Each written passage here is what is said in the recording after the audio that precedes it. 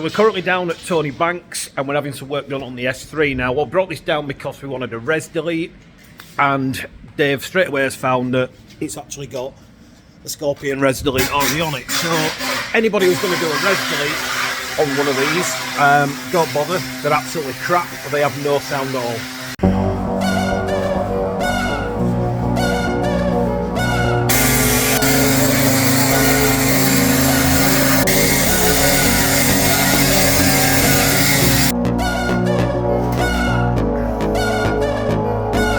For anyone with one of these platform cars, I believe the Golf R is probably the same. The the res delete really doesn't do anything in regards to noise, I would say.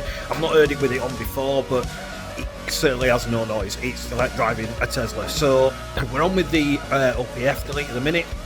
Now, I have given Dave some more work, as usual. I always do it. Feel sorry for him because I'm a pain in the arse. But if we're going to be doing some work, I'm possibly going to be looking at changing these tips, and we're going to have a look if it's something we can do and get them to fit in the diffuser without giving it too much work and too many hours out of his day. But if we're going to put a bit more noise on there, we're going to have to then map the car to suit, because I do believe it's mapped. However, it's not going to work with the OPF. We're probably going to get an error light or an emissions light on there. Let's do something with the tips. Let's make it look a little bit more aggressive on the back and just give it a better look overall.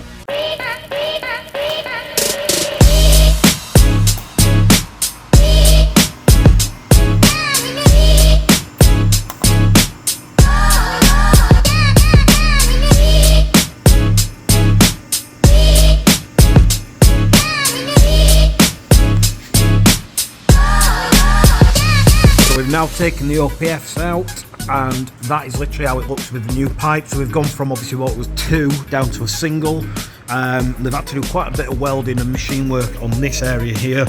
That pipe is not around, it's just this shit. I don't understand why it's like that, but this is literally how it looks now. Now we're literally just going to do a really quick sound test to see what it's like with the valves closed and the valves open. It might sound a little bit different because it's effectively kind of a cold start, but we're going to see exactly how it's changed the tone of pitch and hopefully given this car a proper noise.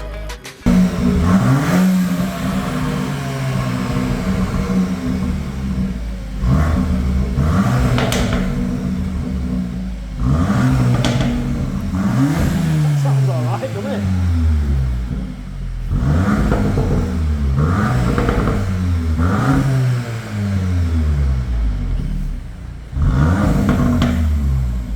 Now, if you ask me, that actually sounds a hell of a lot better. It's not over the top. It's got some pops and bangs and a bit of burbles, which I believe are more natural, because I don't know what map is on this car. It's definitely mapped. There's no way it's 310 brake, but it is going to CLP and they're going to be doing some work on it, so we'll know exactly what it runs in probably a week's time.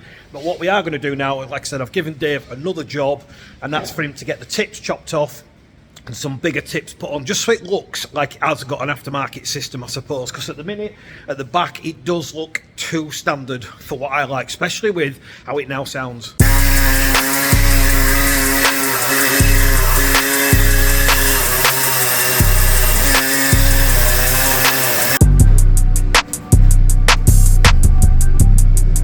So there's literally no going back now. The tips are now off, and to be fair, the more you look at them, the crapper they actually look. These aren't bad being black. I don't know if they're all black on S3s, I'm not sure, but they're pretty dismal, let's be honest, and the standard tip is absolutely shocking. So let's see what options of tips we've now got, and let's just see how this can actually look once it's finished.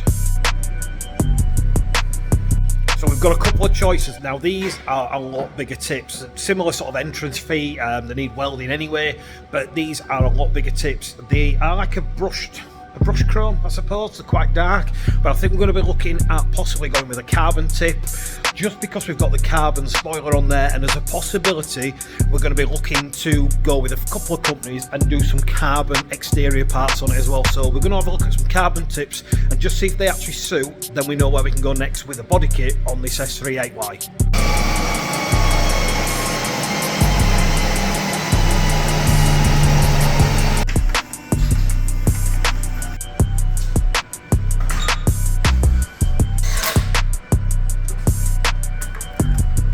So So we have gone with a carbon tip. Now I know it's a bit old school, it's been done to death, everyone's done it, but it actually really looks good on the car.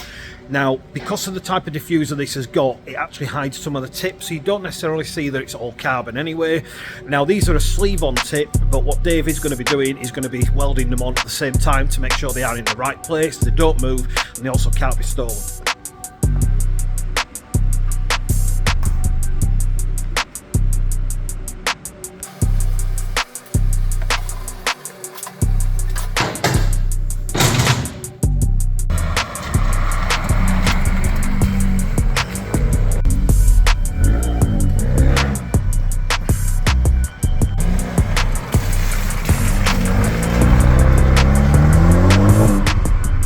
So we did go with the carbon tips in the end, and honestly it really does suit it. The way they've done the tips is they've actually put them so it's under the rear diffuser and it follows the line, so the line kind of, as you know, it goes out, so basically the inner tips stick out more than the outer tips, and it just looks seriously subtle.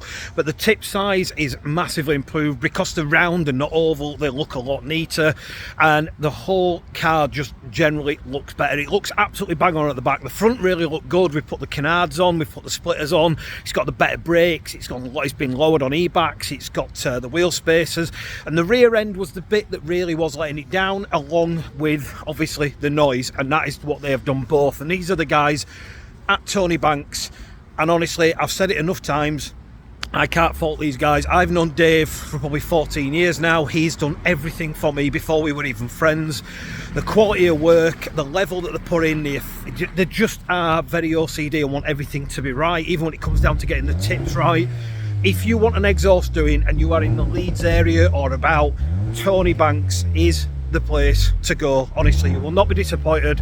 And again, thanks to Dave, Tony, Lofty and all the guys down at Tony Banks for putting me in at last minute and always going out of the way for me.